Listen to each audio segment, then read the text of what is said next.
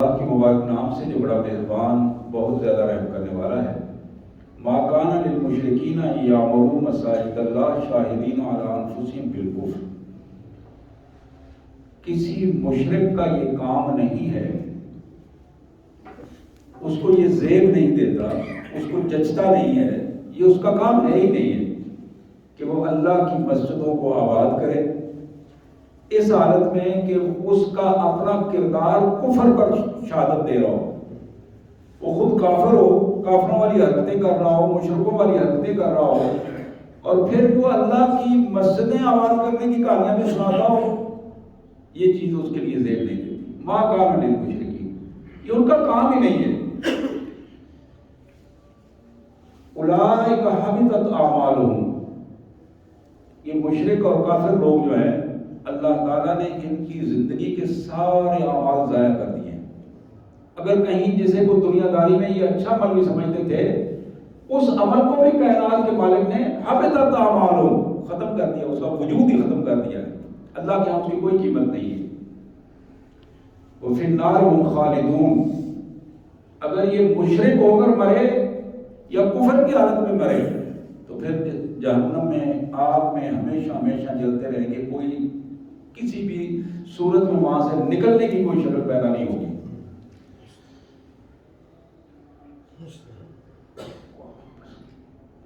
اب اللہ تعالیٰ فرماتے ہیں کہ اللہ کے گھروں کو، مسجدوں کو آباد کون لوگ کرتے ہیں، کن کی ذمہ داری ہے؟ انما یعمر مساجد اللہ، بلا شبہ اللہ کے گھروں کو، اللہ کے دین کے تقاضوں کو پورا کرنے والے، اللہ کے گھروں کو آباد کرنے والے اور مسجدوں کی آبادیوں میں اپنا کردار ادا کرنے والے وہ لوگ ہیں من آمن باللہ والیوم الآخر۔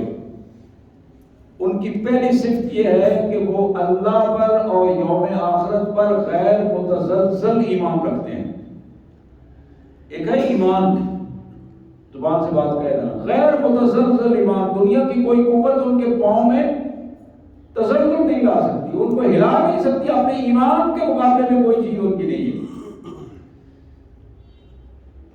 من آمن باللہ والیوم الآخر۔ دوسرا کام ان کا یہ ہے کہ وَإِقَامَ الصَّلَاةِ، نماز، اقامت صلاۃ، اقامت صلاۃ، نماز کو قائم کرنا۔ قرات صلاۃ نہیں ہے، یہ ذہن میں رکھیں بات۔ ہم عام انداز میں جو لفظ بولتے ہیں کہ نماز پڑھنا، اس کا مطلب قرات پڑھنا، یہ ہے اقامت۔ نماز کو اس کے تقاضوں کے مطابق اپنے ماحول اور معاشرے میں کھڑا کر دینا کہ نظام کے طور پر، اس کو اقامت صلاۃ کہتے ہیں۔ نظام کے طور پر یعنی وہ نماز جو مسجد میں ادا ہوتی ہے، وہ نماز دکان کے کاروبار پر بھی اثر انداز ہو، وہ تھانے اور کچہری میں بھی کوئی نماز اثر انداز ہو، یا اس کی بات ہو رہی ہے۔ یہ وہ لوگ ہیں جو اللہ کے گھروں کو آباد کرنے والے، ان لوگوں کی ذمہ داریاں ہیں جو سچے ایماندار ہوں اور نماز کا نظام قائم کریں اور زکوٰۃ کو بحیثیت قانون کے نافذ کریں۔ ایتاء الزکوٰۃ وآتاء الزکوٰۃ، یہ تین چیزیں بتائی۔ چوتھی چیز فرمائی، ان کا چوتھی خصوصیت یہ ہے کہ وَلَمْ يَخْشَ إِلَّا اللَّهَ، اللہ کے علاوہ وہ کسی سے نہ ڈرتے ہوں۔ جب بات اللہ کی کریں، اللہ کے گھروں کی آبادی کی بات کریں، تو پھر کسی کافر یا مشرک کے سامنے، باطل کے سامنے سر نگو نہ ہو۔ پھر ان کی جرأت، ان کا ایمان، ان کی کیفیت باطل کے سامنے پورے قد کے ساتھ کھڑے ہونے والی ہو۔ وَلَمْ يَخْشَ إِلَّا اللَّهَ، اللہ کے علاوہ کسی سے گھبرانے والے نہ ہوں، ڈرنے والے نہ ہوں۔ فَعَسَىٰ أُولَٰئِكَ أَن يَكُونُوا مِنَ الْمُهْتَدِينَ، یہ وہ لوگ ہیں جن کے بارے میں اللہ نے یہ کہا کہ اللہ تعالیٰ ان کو ہدایت پر قائم رکھے گا، یہ اپنی ان چیزوں پر قائم رہیں، اللہ ان کو ہدایت پر قائم رکھے گا۔ فَعَسَىٰ أُولَٰئِكَ أَن يَكُونُوا مِنَ الْمُهْتَدِينَ، یہاں 3 گروہوں کا ذکر ہے، میں اسی حوالے سے ساتھ ساتھ بتاتا چلوں کہ یہ پہلا گروہ تھا، یہ پہلا گروہ تھا جس کا اللہ نے ذکر کیا کہ ہدایت پر ہے۔ اس کا نتیجہ کیا ہے؟ ایمان لایا، وہ اقامت صلاۃ کا اس نے فریضہ سر انجام دیا، اور زکوٰۃ کو بحیثیت نظام نافذ کیا، اللہ کے علاوہ کسی کا اسے ڈر نہیں تھا۔ یہ 4 چیزیں اس بندے نے کی، یہ بندہ ہے جو ہدایت پر ہے، اور اللہ اسے ہدایت پر رکھے گا جب تک یہ 4 چیزیں اپنی قائم رکھے گا۔ یہ پہلا گروہ۔ اب ایک دوسرا گروہ جس کا قرآن ذکر کرتا ہے، اور یہ تینوں ایمان والے ہیں۔ آپ نے ہمیں اس پہ آخر پہ بات ہوگی کہ سٹیپ بائی سٹیپ ہم نے اس کا تجزیہ کرنا ہے۔ اجعلتم سقایۃ الحاج وعمارۃ المسجد الحرام کمن آمن باللہ والیوم الآخر وجاہد فی سبیل اللہ لا یستوون عند اللہ واللہ لا یہدی القوم الظالمین۔ یہ دوسرا گروہ ہے۔ اللہ فرماتے ہیں کہ کیا تم نے سمجھ رکھا ہے کہ حاجیوں کو کھانا کھلانا، پانی پلانا، ان کی خدمت کرنا، کعبۃ اللہ مسجد حرام کو اس کی تعمیر میں حصہ لے لینا، صفے بچھانا، اذان کہنا، تکبیر کہنا، کیا خیال ہے تمہارا؟ اب یہ مشرکوں اور کافروں سے خطاب ہو رہا ہے کہ تمہارا کیا خیال ہے؟ کیا یہ اس طرح ہے؟ کمن اس بندے کی طرح ہے، آمن باللہ والیوم الآخر، جو غیر متزلزل ایمان رکھتا ہے اللہ پر بھی اور اللہ کی حضور جواب دہی پر بھی، وجاہد فی سبیل اللہ، اور پھر اپنے مال، جان، عزت کے ساتھ میدان جہاد میں نکل کھڑا ہوتا ہے اور لگا دیتا ہے اپنے آپ کو۔ یہ اس پہلے گروہ سے اللہ نے فرمایا لا یستوون عند اللہ، کافروں، مشرکوں، ایمان والوں سب سن لو، لا یستوون عند اللہ، اللہ کے یہاں یہ برابر نہیں ہے، ان کا درجہ اوپر ہے۔ پہلا کام انہوں نے کیا کیا؟ غیر متزلزل ایمان، غیر متزلزل ایمان، اور دوسری چیز جہاد فی سبیل اللہ۔ یہ 2 ہی چیزیں یہاں گنوائی ہیں، تیسری چیز یہاں نہیں گنوائی۔ فرمایا لا یستوون عند اللہ، اللہ کے ہاں کسی صورت میں یہ برابر نہیں ہو سکتے۔ پھر فرمایا واللہ لا یہدی القوم الظالمین، جو بندہ مشرک بن جائے، کفر کو اپنے لیے اپنی زندگی میں پسند کر لے، ایسے ظالموں کو اللہ پسند نہیں کرتا، ایسے ظالموں کو اللہ کو رہنمائی بھی نہیں دیتا، ان کو سیدھا راستہ بھی نہیں دکھاتا ہے۔ لا یہدی، سیدھا راستہ، رہنمائی دیتا ہی نہیں ہے۔ جب تک ان کے اندر اصلاح کی پوزیشن پیدا نہیں ہوگی، ہدایت کی طلب پیدا نہیں ہوگی، اللہ ہدایت نہیں دیتا۔ اب ایک تیسرا گروہ ہے، یہ 2 گروہ سامنے آ گئے۔ تیسرا گروہ، پہلا گروہ ہدایت پر قائم ہے، جب تک وہ 4 چیزوں میں قائم رہے گا اللہ تعالیٰ اسے ہدایت پر قائم رکھیں گے۔ دوسرا گروہ، یہ وہ گروہ ہے کہ لا یستوون عند اللہ، ایمان اور جہاد کے بعد اللہ نے فرمایا کہ یہ باقی جو پہلے گزرے ہیں ان کے برابر نہیں ہیں، یہ ان سے اونچے درجے کے لوگ ہیں۔ اب ایک تیسرا گروہ، الذین آمنوا وہاجروا وجاہدوا فی سبیل اللہ باموالہم وانفسہم اعظم درجۃ عند اللہ، اعظم درجۃ عند اللہ واولئک هم الفائزون۔ یہ تیسرا گروہ کیا ہے؟ پہلی شرط یہ ہے کہ غیر متزلزل ایمان والے لوگ، الذین آمنوا۔ تینوں گروہوں میں سب سے پہلی چیز ایمان ہے، الذین آمنوا، غیر متزلزل ایمان۔ دوسری بات یہ ہے کہ اللہ کے لیے اگر گھر بار چھوڑنا پڑے، مال چھوڑنا پڑے، عارضی طور پر یا مستقل طور پر، ہجرت، ایمان کے بعد جو لازمی ہے انہوں نے ہجرت کی، اپنی زمینیں، کاروبار، گھر بار، رشتہ دار، برادریاں اللہ کے لیے چھوڑی، وجاہدوا فی سبیل اللہ، اور پھر جو کچھ کمائی تھی زندگی کی اللہ کے لیے لگا دی. ایمان، ہجرت اور جہاد فی سبیل اللہ.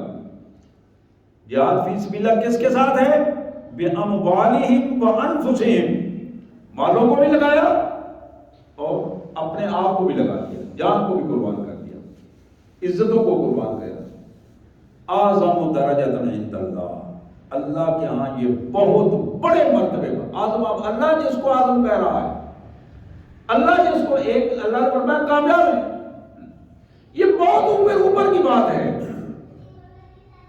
اعظم درجۃ عند اللہ، اللہ کے ہاں یہ بہت بڑا درجہ ہے جو اللہ تعالیٰ نے ان کے لیے رکھا ہے. وَأُولَٰئِكَ هُمُ الْفَائِزُونَ، ان کو سرٹیفکیٹ ہے کہ یہ کامیاب بھی ہیں. پہلے ہدایت پر تھے، دوسرے برابر نہیں تھے. یہ کیا ہے؟ اولئک هم الفائزون.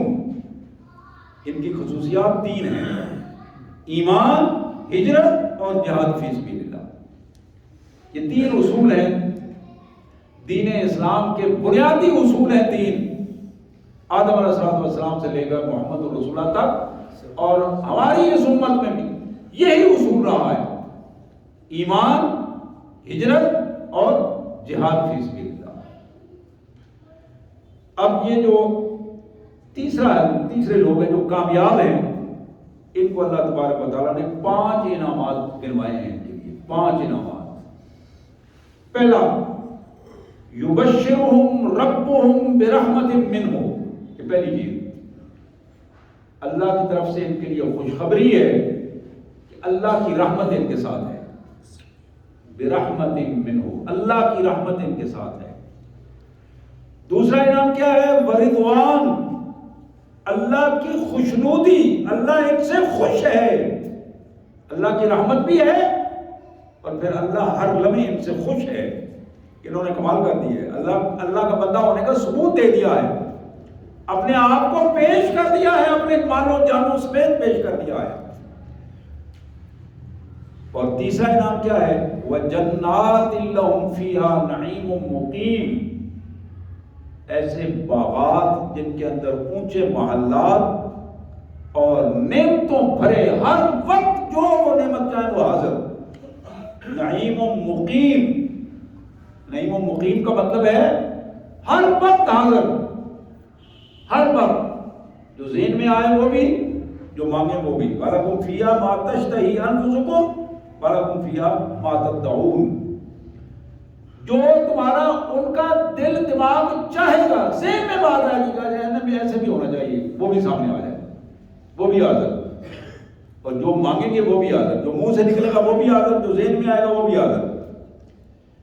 وَجَنَّاتٍ لَهُمْ، اور ایسے باغات اور محلات، فِيهَا نَعِيمٌ مُقِيمٌ. یہ جنتوں کا لفظ جو ہے نا، پرانے بزرگ اس کا ترجمہ کرتے تھے بالا خانے، جسے ماڑیاں بھی کہا جا سکتا ہے. بڑے بڑے محلات اور ان کے اوپر کئی منزلہ. وہ پرانے بادشاہوں کے محلات ہوتے تھے، فلاں بالکونی میں کھڑے ہو کر نظارہ کر رہے ہیں، فلاں کر رہے ہیں. یہ وہ کیفیت ہے. وَجَنَّاتٍ لَهُمْ خالدین فیہا ابدا، خالدین ہمیشہ، ابدا ہمیشہ ہمیشہ. جو جنت میں داخل ہو گیا اللہ فرماتے ہیں اسے نکالا نہیں جائے گا، نکالا نہیں جائے گا. خالدین فیہا ابدا. اور پھر 5واں اجر، ان اللہ عندہ اجر عظیم.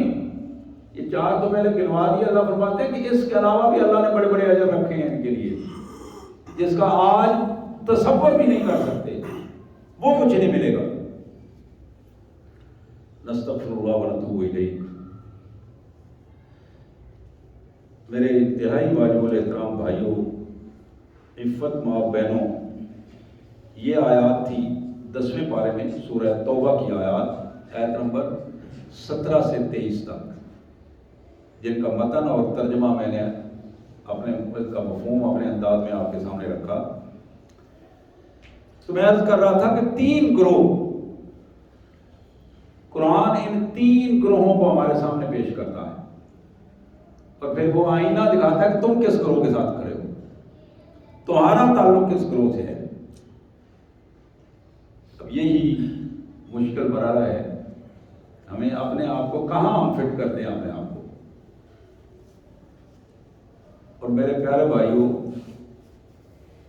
آدمی دنیا میں رہتے ہوئے بہت کم لوگ ہیں جو کم تر چیز کو پسند کرتے ہیں. تو ہماری تو قومی عادت ہے نا کہ ہم چھانٹ چھانٹ کی چیزوں کو پسند کرتے ہیں، دیکھتے ہیں اوپر نیچے، کیا کپڑا لینا ہے تو پھر بھی باقی چیزیں بھی دیکھ کر چھانٹ کر لیتے ہیں، اور اسے لوگ بیوقوف سمجھتے ہیں جو آنکھیں بند کر کے لے کے آتا ہے. تو یہاں یہ اہم ترین بات ہے کہ اللہ کے حوالے سے ان 3 گروہوں کی جو نشانیاں ہمارے سامنے رکھی ہیں، اور یہ عملی نمونہ تھا، یہ صرف نشانیاں نہیں ہیں، یہ صحابہ کرام کی بات ہے. یہ وہ واقعی عملاً وہ گروہ موجود تھے، تینوں کو اللہ تعالیٰ نے مخاطب کر کے الگ الگ ان کی نوید سنائی ہے، اور تینوں ایمان والے اور تینوں عظیم لوگ، لیکن اجر الگ الگ ہے، اجر الگ الگ ہے. تو میرے پیارے بھائیوں، سب سے پہلی چیز ایمان ہے. ایمان میں 2 چیزیں گنوائی کائنات کے مالک نے: اللہ پر ایمان اور آخرت پر ایمان. اور یہی 2 بنیادی چیزیں ہیں. اللہ پر ایمان کا مطلب یہ ہے کہ بندہ اس کو تسلیم کر لے کہ اس کائنات کا وجود اللہ کا مرہون منت ہے.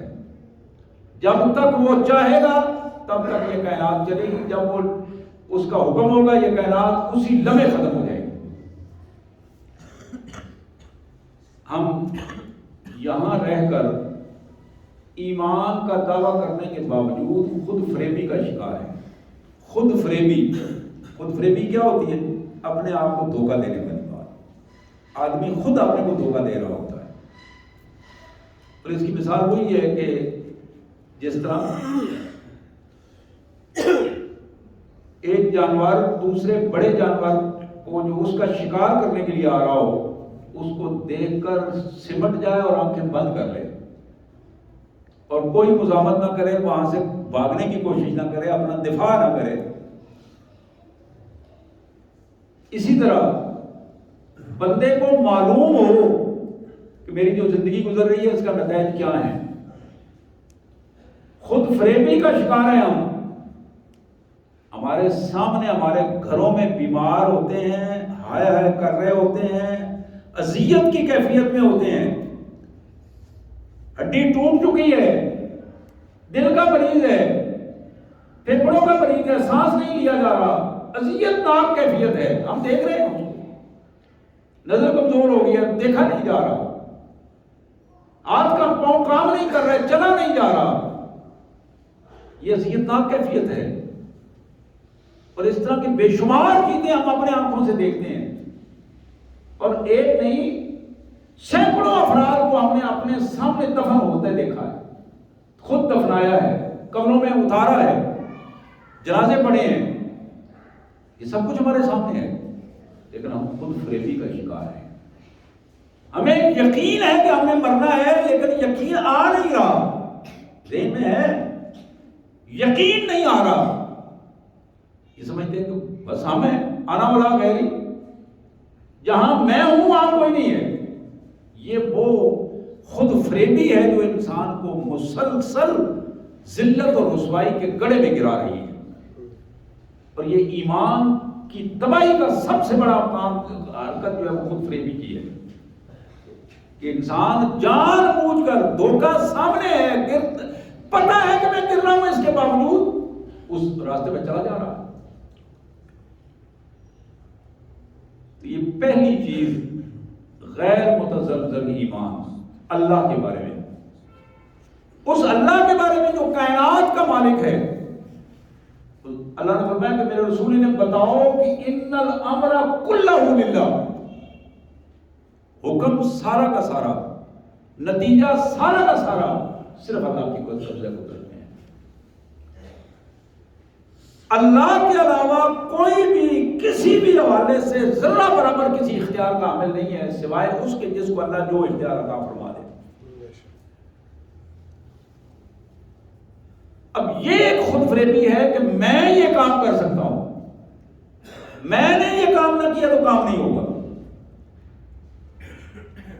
میں نے نعوذ باللہ فلاں کو بچایا، میں نے فلاں کے سر پر ہاتھ رکھ کے اس کو، میں نے نعوذ باللہ فلاں کو ذلت و رسوائی میں ڈال دیا، میں نے فلاں کا یہ نقصان کر دیا۔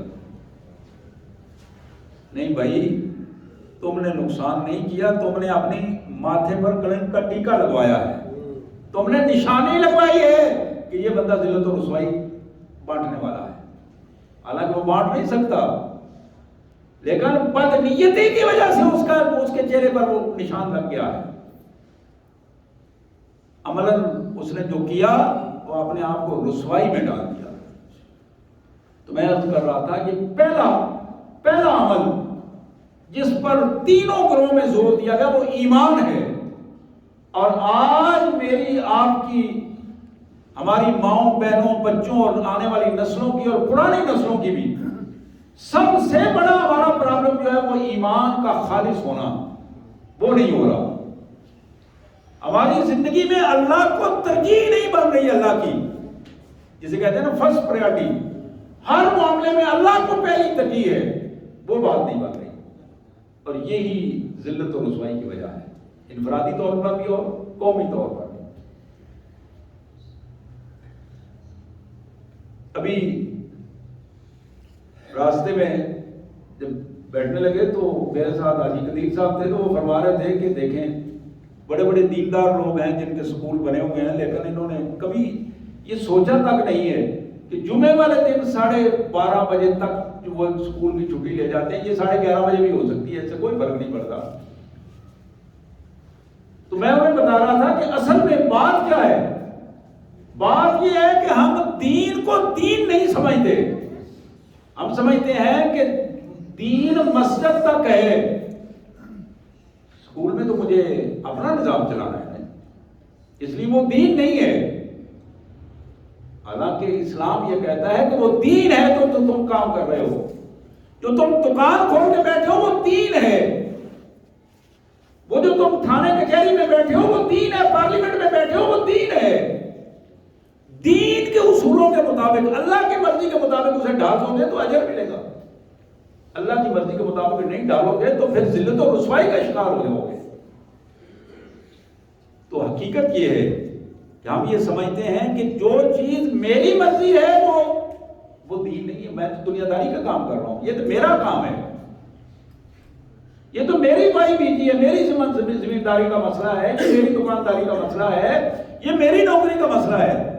اللہ فرماتے نہیں، یہ تمہارا کچھ بھی نہیں ہے، یہ تو ہم نے تمہیں لیا بلواکم، ہم نے تمہیں آزمانے کے لیے مختلف ڈیزائن بنا دیے ہیں، جاؤ قوم تم یہ کر لو، تم وہ کر لو، تم وہ کر لو، تاکہ ہمیں پتہ چلے، تم کھل کر خود فیصلہ اپنا کر سکو کہ میں نے یہاں زیادتی کی تھی۔ ایک وقت آئے گا بندہ خود، آج تو وہ اپنے بارے میں نہیں کہے گا، لیکن ایک وقت آئے گا تو وہ تسلیم کرے گا کہ میں نے یہاں زیادتی کی ہے۔ زندگی کے فلاں موڑ پر میں نے زبان چلائی تھی، اپنے والدین کے خلاف چلائی تھی، اور مجھے اس کا ادراک نہیں تھا۔ زندگی کے فلاں موڑ پر میں نے فلاں کو گالی گلوچ کی تھی، میں نے فلاں سے زیادتی کی تھی، فلاں کو تھپڑ مارا تھا، فلاں کا مال چرایا تھا، فلاں کے پنے کو میں نے چیر کر اپنی زمین کے ساتھ ملا دیا تھا، گزرتے ہوئے فلاں ریڈی سے یہ پھل کھا لیا تھا۔ یہ ساری چیزیں وہ مانے گا، تسلیم کرے گا۔ دکاندار پیچھے گیا تھا، میں نے اس کی چیز چرا کے اپنی جیب میں ڈال دی تھی، ریڈی والا اپنے دھیان میں تھا، میں نے ایک سیب اور ڈال کے اپنے شاپر میں ڈال دیا تھا۔ یہ وہ سارے کام ہیں، یہ وہ سارے کام ہیں جو ہمارے ایمان کی اس ترجیح کو سامنے رکھتے ہیں کہ نعوذ باللہ یہ میرا ایمان ہی نہیں ہے کہ اللہ دیکھ رہا ہے، ہمارا ایمان ہی نہیں ہے کہ اللہ طاقتور ہے، وہ ابھی ہمیں زمین میں دھنسا سکتا ہے، وہ چاہے تو ایک لمحہ بھی نہیں لگتا اس کے حکم کے ساتھ ہی سلسلہ ختم ہو سکتا ہے۔ تو یہاں جو بات بتائی گئی، پہلے گروہ کا ایمان بتایا، دوسرے کا بتایا، تیسرے کا بتایا، اعظم درجہ والا ایمان کیا ہے؟ اللہ فرسٹ پرائرٹی پر ہے، پہلی ترجیح پر ہے۔ اللہ نے کا حکم ہوا گھر چھوڑ دیا، برادری چھوڑ دی، مال چھوڑ دیا، پہلیاں چھوڑ دی، جو چھوڑنا پڑا، اللہ کا جب حکم آیا تو پھر سب کچھ اللہ کے لیے قربان، اور پھر موقع آیا تو اللہ کے لیے جان بھی قربان. وجاہد فی سبیل اللہ باموالہم وانفسہم. پھر اللہ کا سرٹیفکیٹ یہ ہے کہ اعظم درجۃ اللہ، اعظم درجۃ نہیں. میرے پیارے بھائیوں، یہ جو دوسرا پہلو اللہ کے رسول صلی اللہ علیہ وسلم نے جب فتح مکہ فرمایا، فتح مکہ ہوا تو آپ نے فرمایا کہ لا ہجرت بعد الفتح. فتح مکہ ہو گئی، اب مکہ مکرمہ سے کسی کے لیے یہ جائز نہیں ہے کہ یہاں سے ہجرت کر کے کہیں اور جائے، اس لیے کہ آج کے بعد قیامت تک مکہ کسی کافر کے زیر تسلط نہیں رہے گا. فتح ہو گیا ہے، قیامت تک یہ اللہ کے دین کے حوالے سے ہی رہے گا. خامیاں کمزوریاں ہوتی رہیں گی حکمرانوں میں بھی، باقی میں بھی، لیکن مجموعی طور پر مکہ کا تسلط ہے وہ مسلمانوں کے پاس ہی رہے گا. لا ہجرت بعد الفتح. فتح مکہ کے بعد حضور نے فرمایا یہاں سے ہجرت ختم ہو گئی ہے، ہجرت کا اجر ختم ہو گیا ہے. لیکن دنیا میں یہ ہجرت رہے گی، دنیا میں ہجرت رہے گی. آج بھی ہمارا 47 میں پاکستان بنا، بہت سارے مہاجرین وہاں سے یہاں آئے. اسی طرح پوری دنیا کے معاملات، اور وہ کمال قسم کے لوگ ہیں جو ہجرت کر کے آتے ہیں، اور اس سے بڑا کمال یہ ہے کہ جو انصار بن کے ان کا استقبال کرتے ہیں. رسول اللہ صلی اللہ علیہ وسلم کے دور مبارک میں ہم جانتے ہیں، تاریخ پڑھی ہے، سنی ہے، آپ لوگوں نے سب دیکھا ہے کہ ایسے عظیم لوگ بھی تھے جنہوں نے آنے والے مہاجرین کا استقبال پھر اس طرح کیا کہ آدھا کاروبار ان کو دے دیا، آدھا خود رکھ لیا. اور پھر عبد الرحمن بن عوف جیسے عظیم لوگ، کمال قسم کے کاروباری، کہنے لگے، جو موافقات کا بھائی تھا اس نے کہا عبد الرحمن یہ کاروبار میرا، یہ میرا نہیں ہے، یہ تمہارا اور میرا اکٹھا ہے. کہنے لگے اچھا. تو کہنے لگے یہ گھر بھی میرا اور آپ کا اکٹھا گھر ہے، آدھا گھر میرا ہے، آدھا آپ کا ہے. تو فیملی اگر لائے ہو تو ٹھیک ہے، اگر فیملی نہیں ہے تو میری 2 بیویاں، میں ایک کو طلاق دے دیتا ہوں، عدت کے بعد تم مجھ سے نکاح کرو. اب ذرا دیکھیں، انصار ایک مہاجر ہے اور ایک انصار ہے. آج ہمارے ہاں بھی مہاجرین اور انصار کا غلغلہ ہے، لیکن ذلت اور رسوائی کی بات یہ ہے کہ اللہ کے حکم کی بجائے ہم نے آپس میں ان کو لڑا دیا ہے، اور وہ طبقاتی کشمکش میں ایک ایسی بڑی کشمکش بنا دی ہے کہ وہ انصار کا اجر بھی گیا اور مہاجرین کا اجر بھی گیا، اور وہ دونوں آپس میں اپنے دنیا داری کے حساب سے لڑ جھگڑ کے انہوں نے ذلت اور رسوائی اپنے سر پہ لے لی.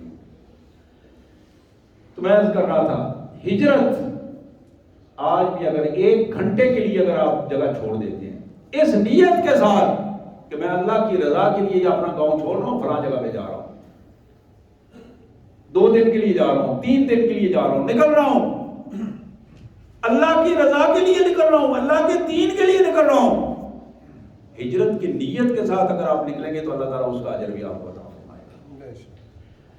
تو یہ میں عرض کر رہا تھا، پہلی چیز تھی ایمان، اور دوسری چیز تھی ہجرت. تیسری چیز قرآن مجید نے بتایا، وجاہد فی سبیل اللہ باموالہم وانفسہم. قرآن مجید میں اللہ تعالیٰ نے 12 اس کا تذکرہ کیا، سورہ مومنون میں بھی، باقی کچھ صورتوں میں بھی، کہ میرے بندے ذرا اپنی زندگی پر غور کرو. جب تم آئے تھے کیا تھا تمہارے پاس؟ تم تو خالی ہاتھ آئے ہو نا اس دنیا میں، خالی ہاتھ آئے تھے، تمہارے پاس تو اپنے بدن اور جسم کو ڈھانپنے کے لیے کپڑا بھی موجود نہیں تھا.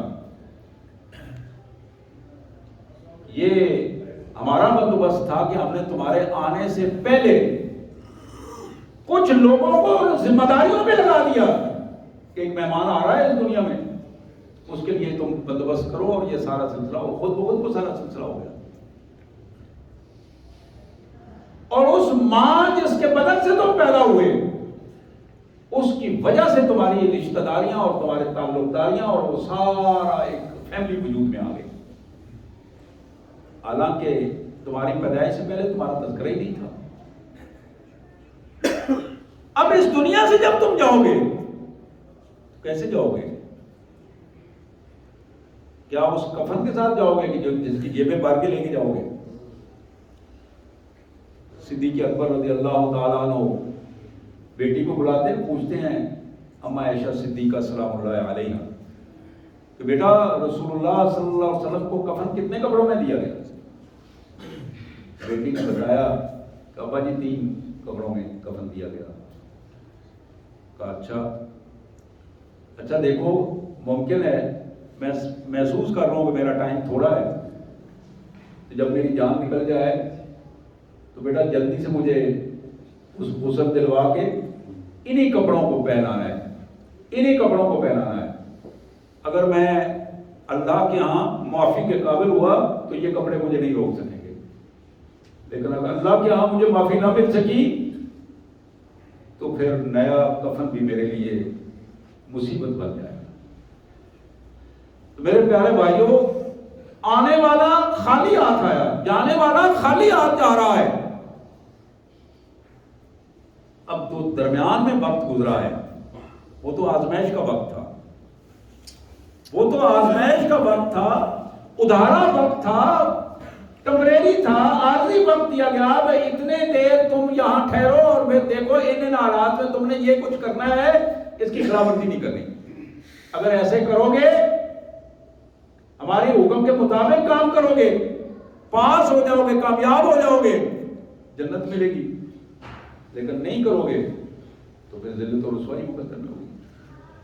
اب ان حالات میں ہم اندازہ کر سکتے ہیں کہ ہم نے اس آزمائش کو کس طرح پختہ مکانوں, پکے کاروباروں, یقین کے ساتھ اپنا ماحول ایسا بنا دیا ہے کہ ہم نے شاید یہاں سے اس دنیا سے جانا ہی نہیں. ہمارے پاس جو مال تھا وہ عارضی مال تھا, ہم نے اس کو اپنا مال سمجھ کے اپنی مرضی کے علاوہ کہیں خرچنے کی سوچا ہی نہیں ہے. حالانکہ وہ اللہ نے دیا اس لیے تھا وَأَنفِقُوا مِمَّا رَزَقْنَاهُمْ, جو ہم نے تمہیں امانت کے طور پر مال دیا ہے نا, اسے ہماری مرضی کے مطابق خرچ کرنا. اب ہم کہتے ہیں میں کہتا ہوں میرا مال ہے, مال ہی. اللہ کے رسول نے فرمایا کہ یہ ساری عمر یہ کہتے کہتے ہی گزر جاتی ہے اور پھر آنکھیں بند ہو جاتی ہیں. میرا مال, میری وادی, میری زمین, میری فیکٹری, میرا ملک, میں یہی کہتے کہتے اور پھر جاتے جاتے اس کی جگہ پر اور کرسی پہ بیٹھ جاتا ہے اور وہ جانے والا جو ہے وہ 1-2 چادروں میں آگے چلا جاتا ہے اور خالی ہاتھ چلا جاتا ہے. تو بات کیا ہو رہی تھی؟ ایمان, ہجرت اور جہاد فی سبیل اللہ کی. یہ 3 ہی اصول ہیں. اگر یہ 3 اصول آج بھی امت مسلمہ ان 3 اصولوں کے مطابق اپنے آپ کو ڈھال لے, قرآن کا یہ وعدہ ہے کہ اللہ 5 انعامات انہیں عطا کریں گے. تو میرے بھائیوں, میں نے پہلے عرض کیا تھا کہ ان 3 گروہوں میں ہم نے دیکھنا ہے کہ ہم کہاں کھڑے ہیں, کس گروہ میں ہیں. اللہ سے دعا ہے, اللہ تعالیٰ پہلی دعا تو یہ ہے کہ ان تینوں میں سے کرے ہمیں. ایسا نہ ہو کہ ہم تینوں سے بھی واش آؤٹ ہو جائیں. اللہ ان تینوں میں ہمارا حصہ رکھے اور اللہ ہمیں اعظم درجۃ فی سبیل اللہ عند اللہ اس درجے میں لے آئے. تو مالک کی مہربانیاں ہیں, عنایات ہیں, اور اس کے لیے ہمیں کوشش کرنی ہے, دعائیں کرنی ہے, کوشش کرنی ہے. کوشش تینوں حوالوں سے ہے, تینوں حوالوں سے. ایمان بہتر بنانا ہے, جب موقع ملے اللہ کی راہ میں نکلنے کی کوشش کرنی ہے, اور اللہ کی راہ میں مال اور جان قربان کرنے کی نیت رکھنی ہے, اور اس حساب سے بندے کو تیار رہنا ہے. اللہ سے دعا ہے اللہ تعالیٰ ہمیں اس کی توفیق عطا فرمائے. وآخر دعوانا الحمدللہ رب العالمین.